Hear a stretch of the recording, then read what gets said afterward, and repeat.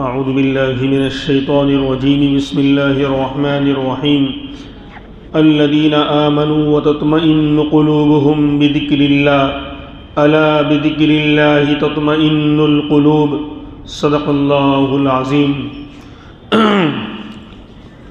اس سے پہلے ہم نے سنا تھا کہ اللہ تبارک و تعالیٰ نے فرمایا تھا کہ اللہ جس کو چاہتا ہے گمراہ کرتا ہے اور جس کو چاہتا ہے اللہ ہدایت دیتا ہے، لیکن ہدایت کس کو ملے گی؟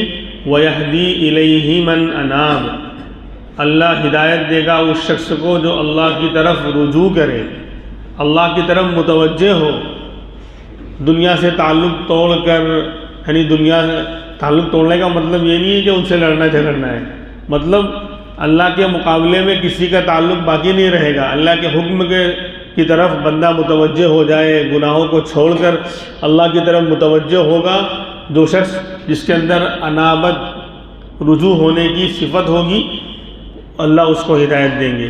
اب اللہ کی طرف رجوع ہونے والے بندوں کی صفات اور خوبیاں کیا ہیں؟ ہم کیسے پہچانیں گے یہ اللہ کی طرف رجوع ہونے والا بندہ ہے، یہ اللہ کی طرف متوجہ ہونے والا بندہ ہے؟ تو اس کی صفات یہاں سے بیان کی جا رہی ہیں۔ کون ہیں رجوع کرنے والے اللہ کی طرف؟ الذین آمنوا، پہلی بات تو وہ لوگ جن کے پاس ایمان ہے۔ ایمان کے بغیر بندہ اللہ کی طرف متوجہ ہو ہی نہیں سکتا، اللہ کی طرف رجوع کر ہی نہیں سکتا، اپنا تعلق اللہ سے قائم کر ہی نہیں سکتا۔ تو سب سے پہلی بات جو ایمان والا ہے، جس کے اندر ایمان ہے، اور ان کی صفت کیا ہے ایمان والوں کی؟ وَتَطْمَئِنُّ قُلُوبُهُمْ بِذِكْرِ اللَّهِ، اور ان کے دل کو اطمینان ہوتا ہے، ان کے دل کو سکون اور قرار ملتا ہے بذکر اللہ، اللہ کے ذکر سے، اللہ کی یاد سے۔ ہاں، رجوع ہونے والے ایمان والے، اور ایمان والے کون؟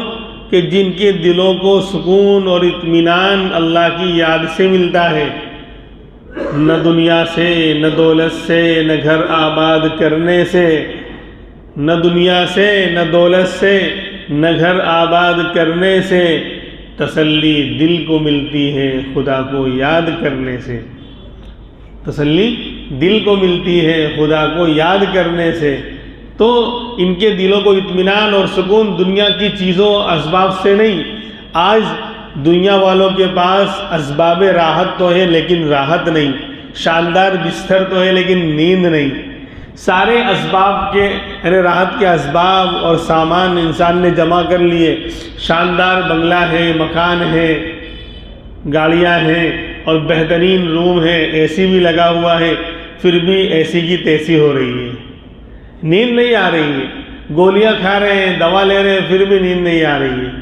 اور اللہ کے بندوں کا حال یہ ہے کہ کھڑے بیٹھے لیٹے ہر وقت جو ہے سکون کے ساتھ وہ سو جاتے ہیں، ان کو اطمینان اور سکون ملتا ہے۔ جو نعمت بادشاہوں کے خزانوں میں نہیں ہے، وہ راحت اور سکون اللہ اپنے یاد کرنے والے بندوں کو عطا فرماتے ہیں۔ دنیا آج سکون اور راحت کو دنیا کی چیزوں میں، اسباب میں اور پتہ نہیں کہاں کہاں تلاش کر رہے ہیں لوگ، لیکن قرآن کہہ رہا ہے الا سن لو، خبردار، الا بذکر اللہ تطمئن القلوب، کہ اطمینان، دلوں کو اطمینان اور سکون تو اللہ کی یاد سے ہوگا۔ ذکر میں اللہ کے دلوں کو، ذکر میں دلوں کو سکون اور اطمینان ملے گا۔ تو یہ بہت بڑا فائدہ اللہ کو یاد کرنے کا اور اللہ کو ذکر کرنے کا کیا ہے؟ دلوں کو اطمینان اور سکون نصیب ہوتا ہے، اور یہی سکون والے، اطمینان قلب والے بندے ایمان والے ہیں، اور یہی ایمان والے اللہ کی طرف رجوع ہونے والے ہیں، اور یہی اللہ کی طرف رجوع ہونے والے ہدایت پانے والے ہیں۔ یہ سب کڑیاں جڑی ہوئی ہیں۔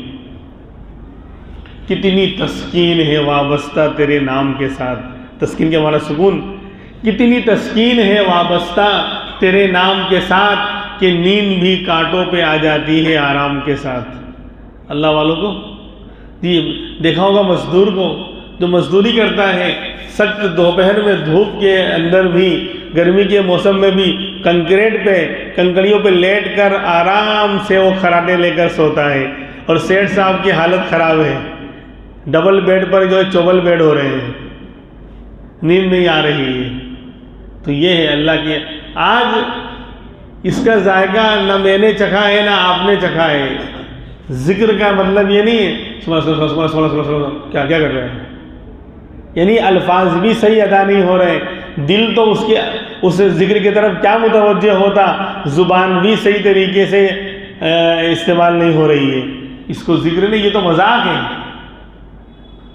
دل کی حقیقت تو یہ کہ دل کو ذکر کی حقیقت تو یہ کہ دل کو اللہ کی طرف متوجہ کر کے دھیان اور توجہ کے ساتھ اللہ کو یاد کرے. تسبیح پڑھ رہا ہو کہ تلاوت کر رہا ہو کہ کچھ بھی کر رہا ہو، پھر دیکھو دل کی دنیا میں کتنا اطمینان اور سکون ملتا ہے.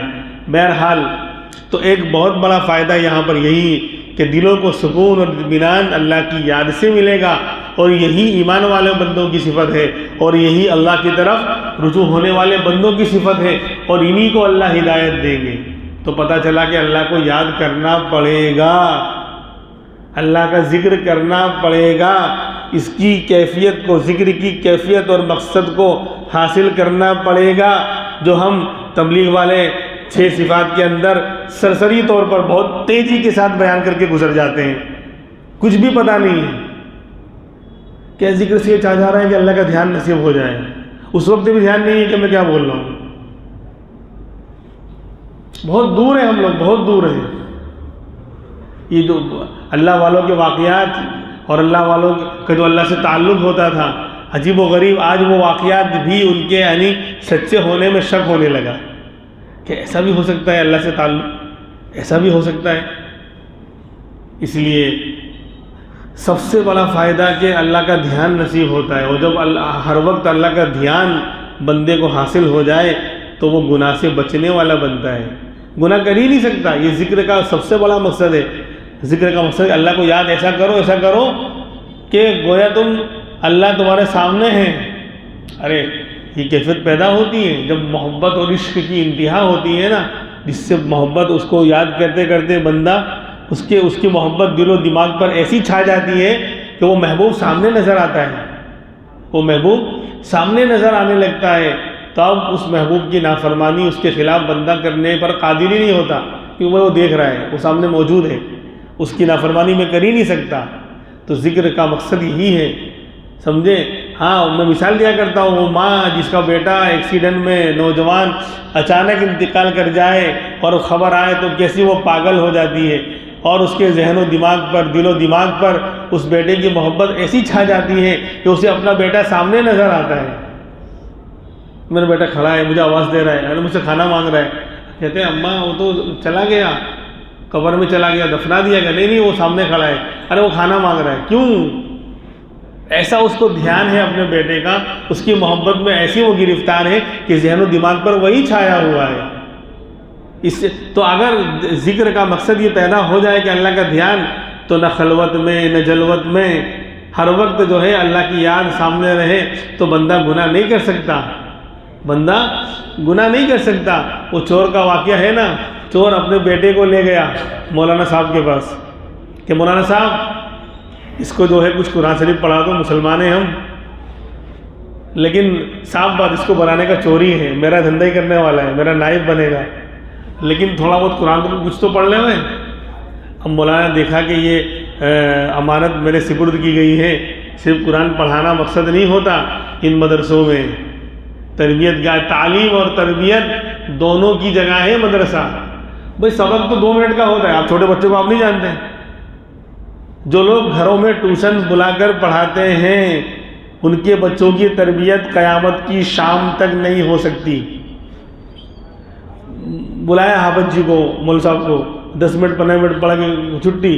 وہ ان کا ماحول بدلا ہی نہیں، وہ مدرسے کا ماحول ملا ہی نہیں. وہ جو اپنے جھمیلے میں لگا ہوا تھا، جو کچھ کر رہا تھا پہلے سے، یعنی موبائل دیکھ رہا تھا یا فلم دیکھ رہا تھا یا دوسرے جھمیلوں میں، وہ ماحول اترا ہی نہیں. بس سبق لیا اور چھٹی.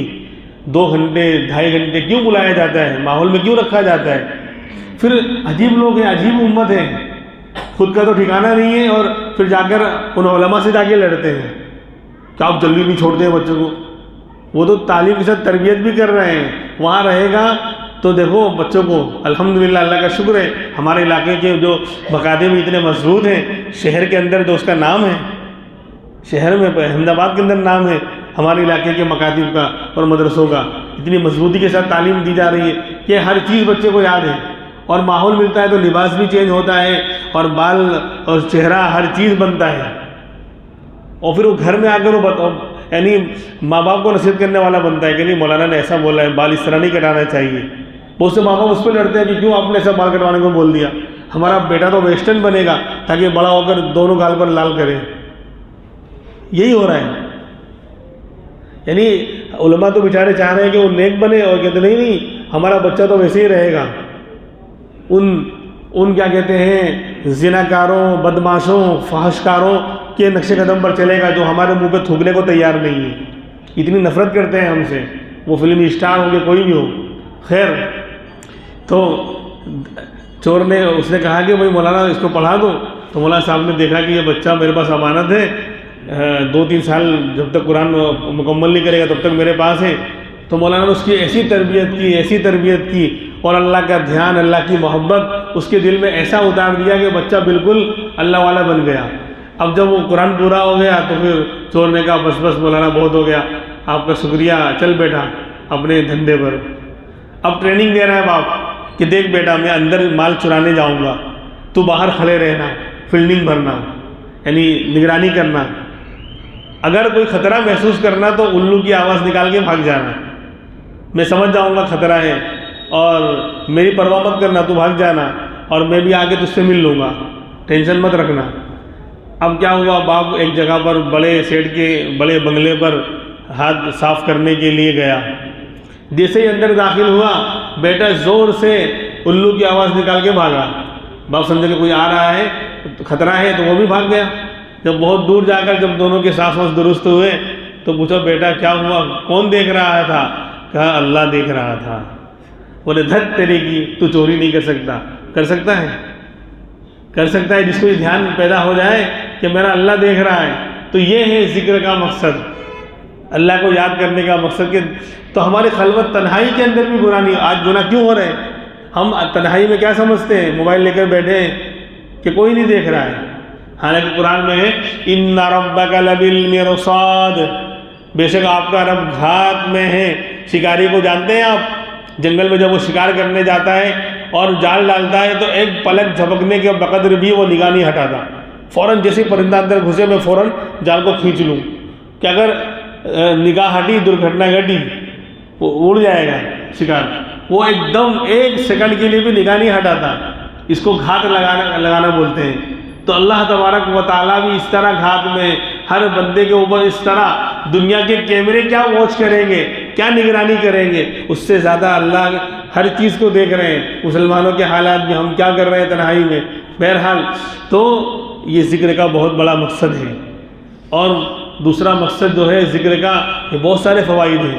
کیا فرمایا فاذکرونی اذکرکم، میرے بندوں مجھے یاد کرو میں تمہیں یاد کروں گا۔ اتنا بڑا فائدہ ہے ذکر کا ایک یہ کہ ہم یہاں فرش پر، زمین پر اللہ تبارک و تعالیٰ کو یاد کریں گے، اس کا نام لیں گے، ذکر کریں گے۔ وہ مالک الملک، شہنشاہ کائنات، عرش پر فرشتوں کے نورانی ماحول میں اللہ ہمیں یاد کرے گا۔ ہم یہاں زمین پر اس کو یاد کر رہے ہیں، وہ ہمیں عرش اور آسمانوں پر یاد کر رہا ہے۔ دنیا میں الیکشن جب ہوتا ہے تو MLA صاحب ہیں یا MP صاحب ہیں، نیتا جی ہیں، ان سے تعلق قائم کرنے کے لیے دنیا بھر کے پاپڑ بیلے جاتے ہیں، دنیا بھر کے جو ہے کہ بھائی میرا تعلق ہو جائے، تاکہ مصیبت میں یہ میرے کام آ جائے کہ میرا نیتا سے تعلق ہے۔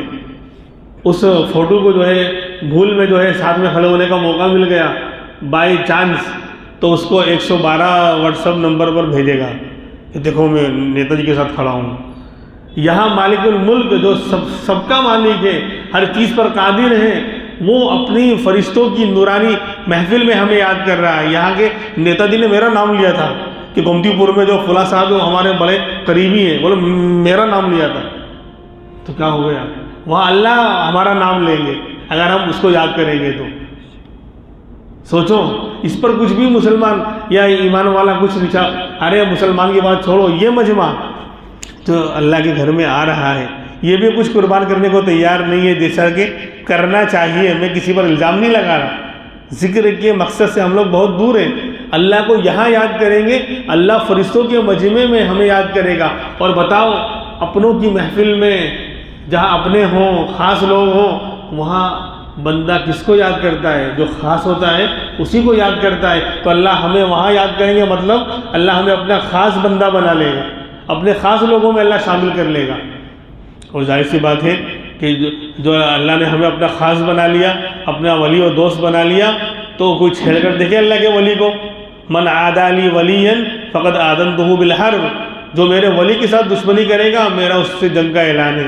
اللہ فرماتے ہیں ولی کو چھیڑ کے دیکھو، اللہ چھوڑے گا نہیں۔ خیر، تو اس ذکر کا بہت بڑا مقصد ہے۔ اور پھر آخری بات، انشاءاللہ ابھی تو یہ مضمون بہت بڑا ہے، کل بھی چلے گا۔ آج کی آخری بات، ایک بہت بڑا مقصد اور فائدہ ذکر کا یہ ہے کہ دنیا کی ہر مخلوق اللہ کا ذکر کرتی ہے، صرف انسان نہیں، صرف جنات نہیں، صرف فرشتے نہیں، ہر مخلوق جن کو ہم جاندار سمجھتے ہیں وہ بھی، اور جن کو ہم بے جان سمجھتے ہیں وہ بھی۔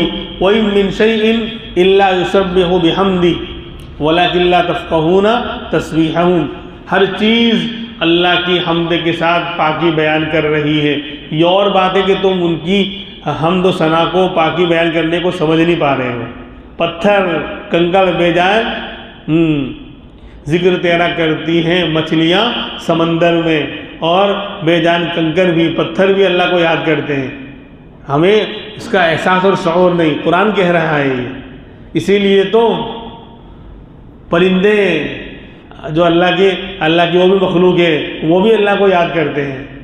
وہ جو چہچہاتے ہیں وہ اپنی اپنی زبان میں اللہ کو یاد کر رہے ہیں۔ بلکہ لکھا ہے کہ وہ پرندہ شکار ہو جاتا ہے اور مصیبت میں گرفتار ہوتا ہے جو اللہ کے ذکر سے غافل ہو جاتا ہے۔ جب تک وہ اللہ کو یاد کرتا رہتا ہے اس کی برکت سے وہ شکار ہونے سے اور مصیبت میں گرفتار ہونے سے محفوظ رہتا ہے۔ پرندوں کا یہ حال۔ تو اگر انسان اللہ کو یاد کرے گا تو وہ غفلت کی چادر اس سے ہٹ جائے گی اور گناہوں سے بچنے والا بنے گا وہ۔ ہاں، اسی لیے تو پرندہ چہچہا رہا تھا، اب وہ ایک شخص ہے وہ پوچھ رہا ہے بھائی یہ کیا کہہ رہا ہے، یہ کیا کہہ رہا ہے۔ پہلوان صاحب وہاں سے گزرے تو پہلوان صاحب سے پوچھا کہ حضرت پہلوان صاحب یہ پرندہ کیا بول رہا ہے؟ تو کہہ رہا ہے ڈنڈ بیٹھک کثرت، ڈنڈ بیٹھک کثرت۔ آدمی جس فیلڈ کا ہوتا ہے وہی اس کو سنائی دے گا۔ آگے جو ہے ایک سبزی والا اور کرانے کی دکان والا تھا، اس سے پوچھا کہ بھائی یہ کیا کہہ رہا ہے؟ تو کہہ رہا ہے آلو نمک ادرک، آلو نمک ادرک۔ ایک اللہ والے کا وہاں سے گزر ہوا، اس سے پوچھا کہ بھائی حضرت یہ پرندہ کیا کہہ رہا ہے؟ تو انہوں نے فرمایا کہ وہ کہہ رہا ہے سبحان تیری قدرت، سبحان تیری قدرت۔ اے اللہ تیری قدرت تو ہر چیز سے پاک اور سبحان ہے، یہ ہے اصل۔ خیر، ہاں، یونس علیہ السلام مچھلی نے نگل لیا تھا اور مچھلی سمندر کے اندر نگل کر لے گئی۔ سمندر کے اندر 2 کلومیٹر کے بعد اندھیرا ہی اندھیرا ہے، کئی اندھیریوں کے اندر اللہ کے پیغمبر، ایک تو رات کا اندھیرا، سمندر کی گہرائی کا اندھیرا، مچھلی کے پیٹ کا اندھیرا، اور پھر بادل بھی چھائے ہوئے تھے، بادلوں کا بھی اندھیرا، کئی اندھیریوں میں سمندر کے اندر اللہ اکبر، سبحان اللہ، الحمدللہ کی آوازیں سن رہے ہیں اللہ کے پیغمبر۔ تو دیکھا تو کنکروں سے، جو سمندر کی تہ میں کنکر ہیں، وہ لا الہ الا اللہ، اللہ اکبر، سبحان اللہ، الحمدللہ، ان سے آوازیں آ رہی ہیں۔ تو یہ اللہ کیا ہے؟ اس وقت یاد آیا کہ ہو میں اللہ کو سے پوچھے بغیر ہی چلا آیا تھا، اسی لیے میں مصیبت میں گرفتار ہوا ہوں کہ مچھلی نے نگل لیا ہے اور سمندر کے اندر آج پھنسا ہوا ہوں۔ فنادا فی الظلمات، تو اللہ کے پیغمبر نے ان اندھیریوں میں اللہ کو پکارا، اللہ الہ الا انت سبحانک سبحانک انی کنت من الظالمین۔ لا الہ الا انت آیت کریمہ، یہ بہت ہی پاورفل اور مجرب آیت ہے کہ اللہ کا پیغمبر اتنی مصیبتوں میں ہے، جب کنکریوں سے کلمہ پڑھتے ہوئے اور اللہ کا ذکر کرتے ہوئے سنا تو اللہ کے نبی مچل گئے کہ یہ کنکر اللہ کو یاد کر سکتے ہیں، تو میں اگر اللہ کو یاد کروں گا تو کیا اللہ میرا مسئلہ حل نہیں کرے گا؟ تو اسی دعا لا الہ الا اللہ جو پڑھا انہوں نے، جو آیت کریمہ پڑھی، اسی کی بدولت اللہ نے ان کو سارے اندھیروں سے آزادی عطا فرمائی اور سمندر کے باہر مچھلی نے لا کر ڈال دیا۔ اور اللہ نے کہا تھا کہ اگر یونس علیہ السلام ہمیں یاد نہ کرتے اور دعا یہ نہ مانتے، لَلَبِثَ فِي بَطْنِهِ إِلَى يَوْمِ يُبْعَثُونَ، قیامت کی شام تک وہ مچھلی کے پیٹ میں رہتے، انہیں نکلنا نصیب نہ ہوتا۔ یہ ہے ذکر کا پاور۔